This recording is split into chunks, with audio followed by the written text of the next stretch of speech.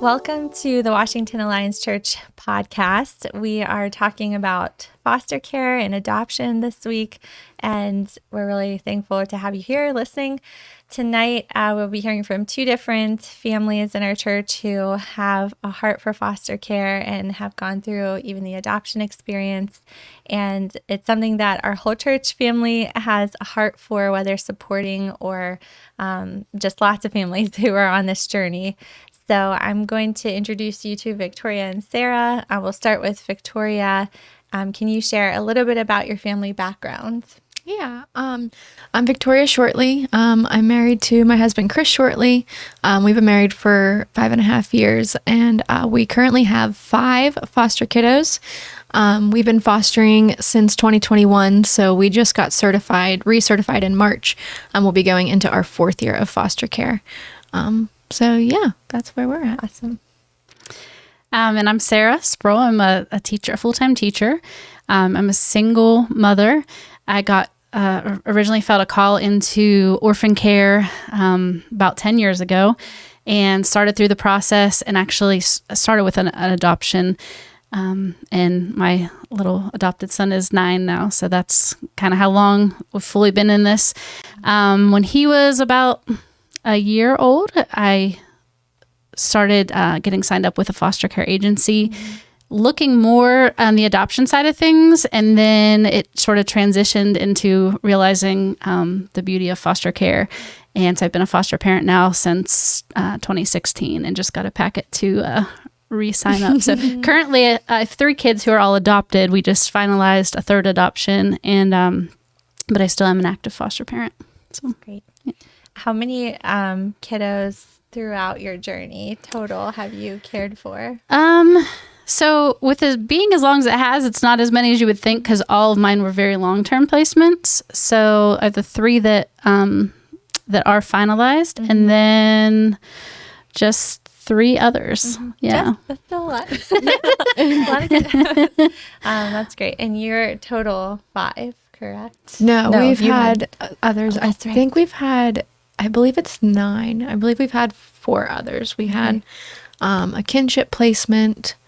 We had one when our 3-year-old was 1. And then we had a set of 2 girls that went to a relative. So yeah, I believe that it's been 9 total. altogether. Okay. Amazing.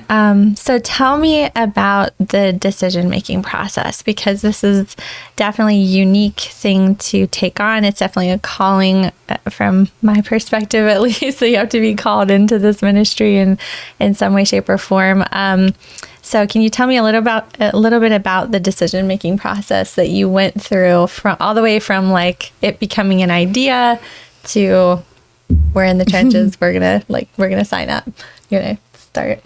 Yeah. So I don't know. It's kind of crazy. I think without even realizing it, the Lord had placed it on my heart, like as a kid. By kid, I mean maybe like high school. As you know, you're looking into career and such. I always said I wanted to work. This sounds kind of terrible, but like with abused children was kind of my thought, and or hurting children, I guess I should say. So in one facet, it was kiddos with cancer. Sometimes that's kind of where I was going, and then I realized I didn't like nursing, and then I was like, okay, maybe I'll be a caseworker, or maybe I'll be a social worker, but I didn't realize it was going to turn into like I always wanted to be a mom also. I didn't realize those 2 things were going to end up together. But my husband and I got married, and we wanted kids pretty quickly, but it didn't happen for us that way. And the Lord was just there were people in my life that were stepping into foster care, Sarah being one of them. And he was just putting that in front of me like over and over and over again. And then I read the book Crazy Love by Francis Chan. And in like one of the first chapters, he talks about stepping into something that the Lord would be happy, that would be blessing the Lord.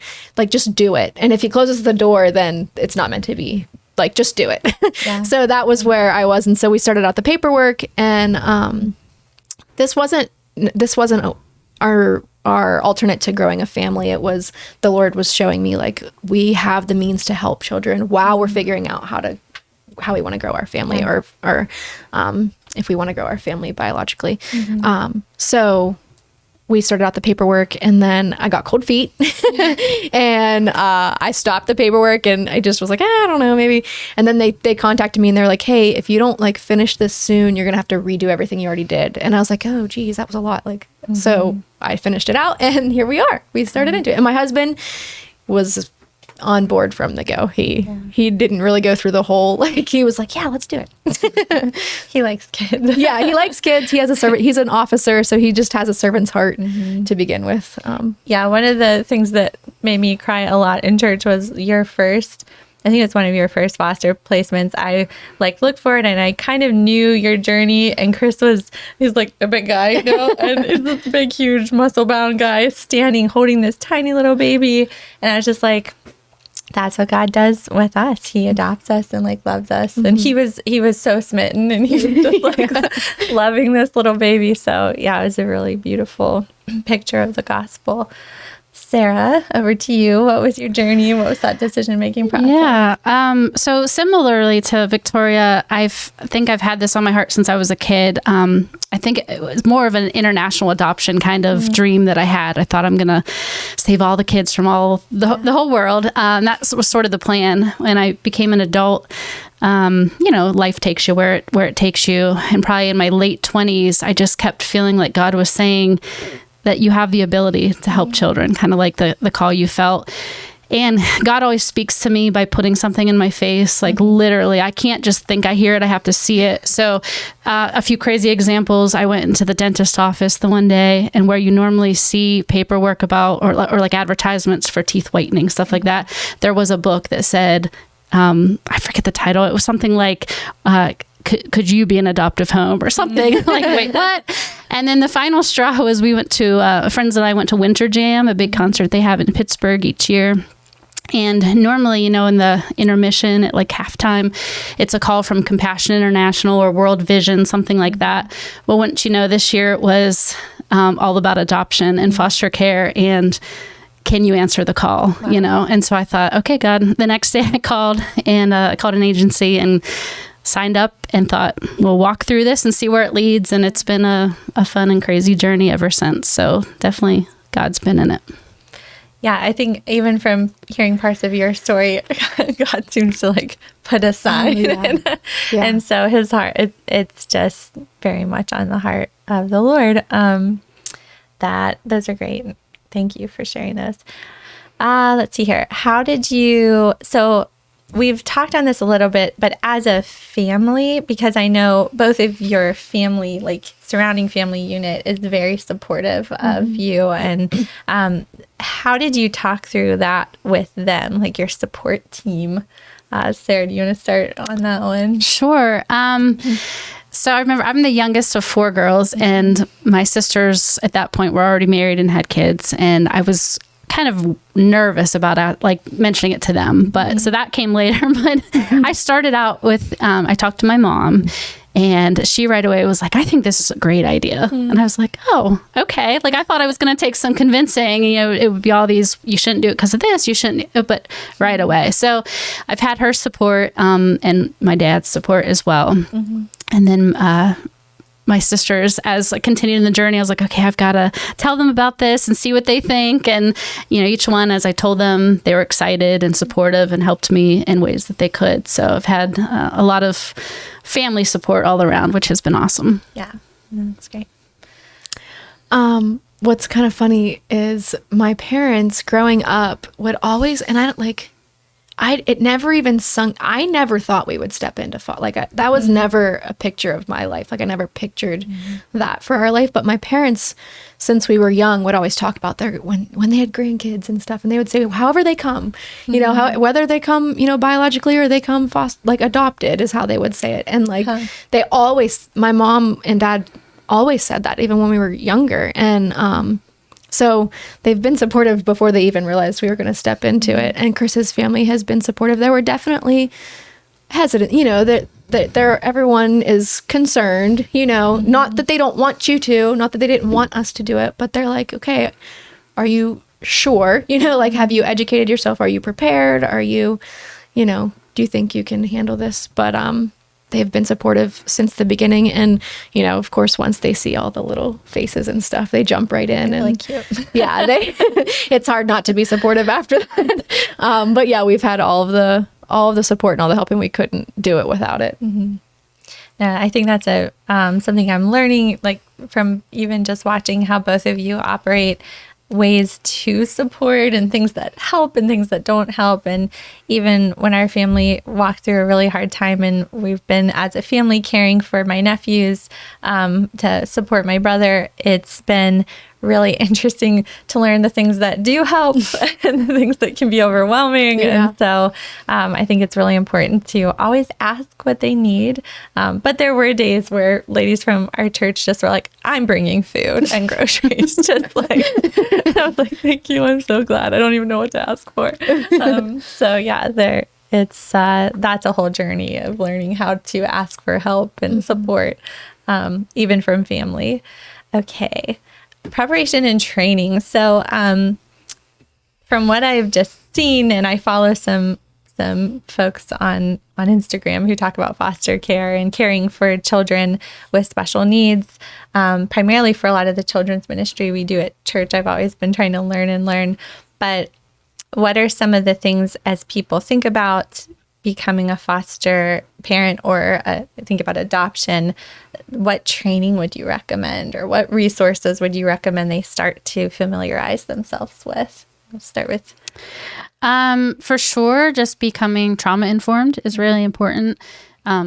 All these kiddos, whether you get them straight from the hospital or they're 5 years old, they've experienced loss. And so understanding what that is and how that affects their little brains, and it's just a different type of parenting that you have to do. So that's probably one of the most important trainings. I mean, there's a lot of trainings they make us go through. The things that I was surprised you didn't do, there was nothing on like, here's how you actually take care of a kid, you know?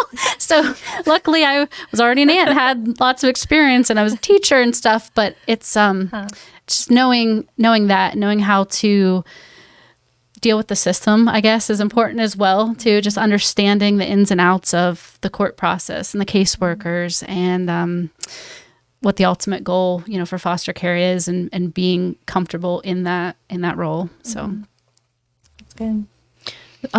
What you said about, that's where I got a lot of my training. So I don't know if that's the right word, but just education on everything was following people who are already in it. One, as foster parents, and two, former foster youth.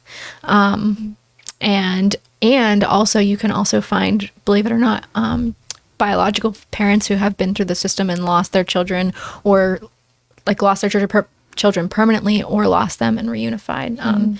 And following these people who share their stories, so like the rawness of it is, and of course still protecting stories that aren't theirs to tell, but that's where I learned the most,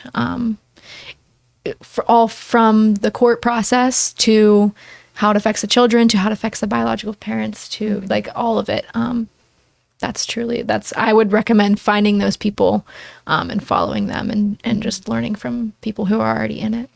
I think it builds so much empathy for everyone involved in the process, from the parent who is facing, you know, all kinds of crisis that has put the children in this situation, to the children, and even like the caseworkers are walking into trauma so much, and yeah, it's like a massive journey in empathy and trying to step outside of your own perception of the world into someone else's shoes.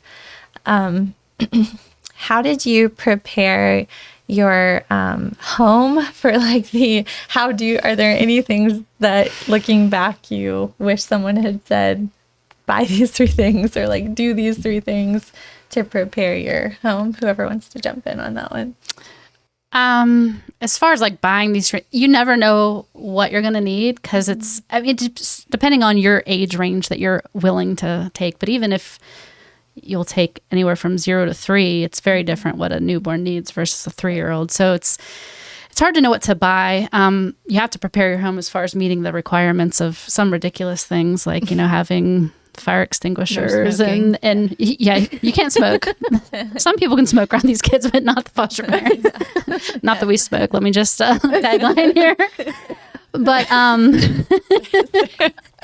But just, yeah. So I guess I don't really have a great answer to that. You can't really prepare much in advance. You can prepare a room that's basic. But then depending on the age of the kid, you want them to be able to add their flair to it as well. So it's kind of hard to be prepared ahead when you're a foster parent, I guess is the short answer. Fostering is a lot of thinking on the fly and adjusting on the fly.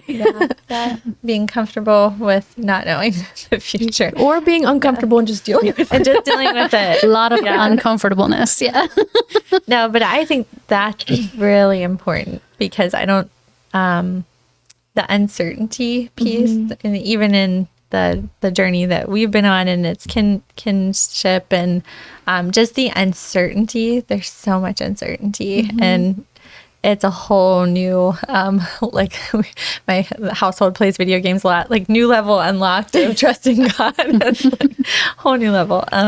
Can you talk, to push into that a little bit more too, how do you stay grounded in the Lord and your faith in the midst of uncertainty and those harder seasons where you're facing maybe potentially having to let go or give back or maybe not, and you were told that you were going to be reunifying? How do you handle kind of the waves of uncertainty that come with this work? Well, you said, how do you rely on your faith with that? And when I think about it, I don't know how somebody without faith could do this. It's amazing. I mean, there's foster parents that are not believers. Obviously, there's, everybody out there can be a foster parent, but I really don't know how they deal with the roller coaster of emotions that come with foster care. I mean, there's highs and lows, happiness, sadness, anger, frustration, and about the best you can do is turn to the Lord, pray, turn to people who have been through it and understand, being able to talk to fellow foster parents. They're the only ones that really get it sometimes. So I think that's probably the biggest two things, is turning to God first and then to people that understand. The trenches. Yeah. Yeah. I mean, I don't really have much else other than, have a good cry in the shower every now and then. Have a good shower. Crying in space. No, that's important. How do you, at one point in our journey, there were 7 kiddos in our house and it was just a lot. How do you, everyone talks about like self-care. I'm like, what? Okay. But I also know, you need to be healthy so that you can care for kids. How have you done that in this journey? How do you take breaks for yourself, for even your support system? What do you recommend?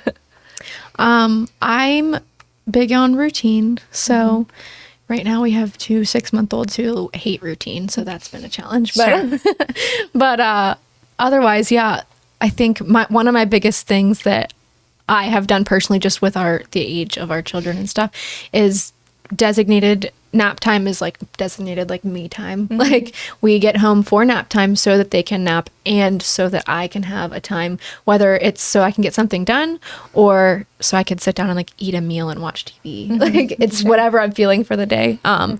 But my day is centered around that time a lot so that I know I can recharge then. And evenings too, but nap time seems to be the time because, mornings, and then I need that time to, get through the evening. So that's been personally with and we have an 8-year-old too, and she's in school during the school year, but last summer, and I've already implemented this first 3 days of summer, like during nap time, she has a quiet time and don't come bother me. Nicely, don't come bother me. But yeah, so self-care as in like going to get your hair done. Like that doesn't happen more than like once a year, but the daily routine of just taking a minute to sit and, Bible time, TV and eating time or getting things done is how I've made it through each day.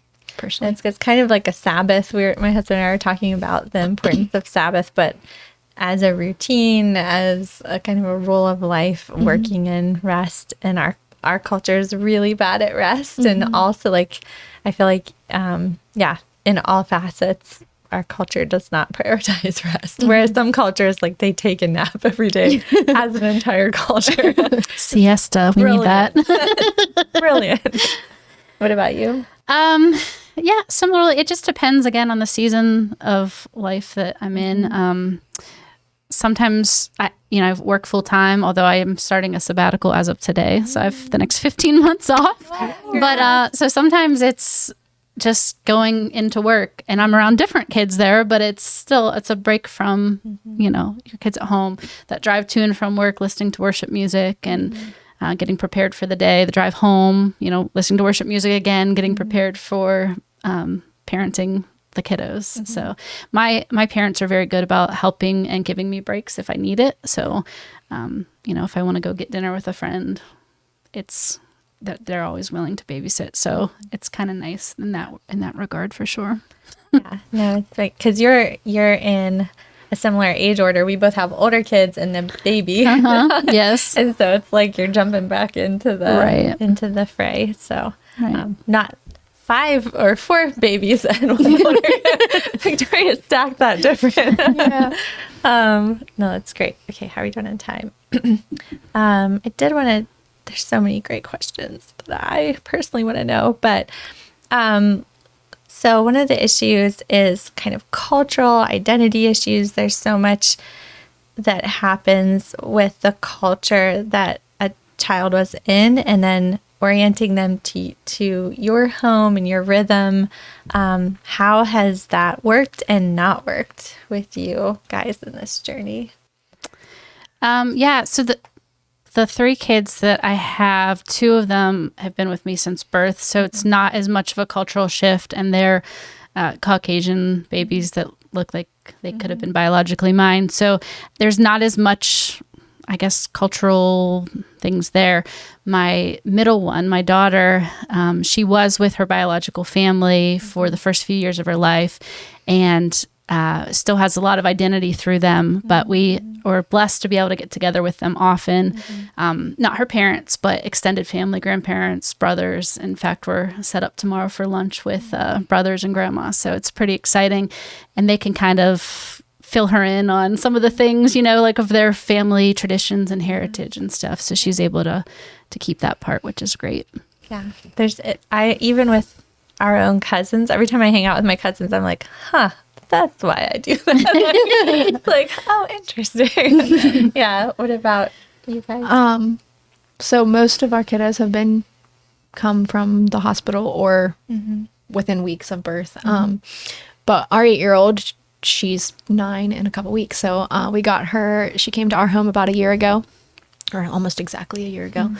And she's biracial. So that has been, different than us, obviously. And we live in a primarily white neighborhood, like very primarily white neighborhood. If we go to a primarily white church, all the things. And I'm still learning. I don't have all the answers to that, really. I'm still learning, one specific thing on my mind right now is like Juneteenth, and I'm trying to educate myself on that and what that even means and that type of thing. But I think it's just important. Something that comes to mind also is just the different areas that the kids are from and the different lifestyles that they come from. And, when you're a foster parent, a lot of times you're like, well, I can't believe that they're reunifying because this and this and this. And you have to, like, the caseworkers remind you, and I'm constantly trying to remind myself, just because it's different doesn't mean that it's wrong, so maybe they're from an area that you think is a little bit rougher, but that's where they're from. And if they weren't living with you, that's where they would be full time. So that's something I'm constantly having to remind myself of. It's okay. Like it's important for them to know that that's where they're from. And our 8-year-old visits her dad overnight once a week, and he is, to my knowledge, fully Black. So that's really important for us to continue if we were to adopt her, because I feel like that's where she's going to learn the most from that side of her identity. Yeah, and that's a big thing I've learned in watching is not trying to not trying to change overnight or even at all. Like there are parts of the children's history just as much as when I go to a family reunion and I'm like, oh, those pieces are so important to help a child really understand who they are and even who God uniquely wove them together to be. It's a beautiful tension, but it is a tension because like your household is different. Every single household is different. If my kids went over, they would be similar ages and dynamic, but you guys have different roles than we do. Right. So it's a lot for kids to orient to. And a lot of the kids have had to change so many times through all the switches. So that's a tricky part for sure. Let's do, there's so many questions. We will have to do a round 2 of this, but I guess one of the questions is if you were to encourage the listeners of the podcast, what are some ways that they can support? I know you have some great resources that you gave out at our women's event recently, but what are some ways that people could support foster families or find information about becoming a foster family or adoption? So one way, especially within the church, to support foster families, like when a family welcomes a new baby, we're always showering them with gifts and meals and stuff. And a lot of times that same thought doesn't come with foster families. So I would just encourage people that are, hearing this podcast to think about, spreading that same love. I feel selfish saying that because I'm like, bring me a meal, but just to, help, just to feel more normal, I guess. And if you're interested in becoming a foster parent, do your research more like Victoria probably did than I did. I just jumped in on the first agency I found, and God's been in it though, and it's been a good thing. But I'll let Victoria talk about some better ways to think through the process. More informed. Like I said, just finding my big thing, and it's probably part of my age too, but finding those people on social media was one of the biggest things. And they have books too.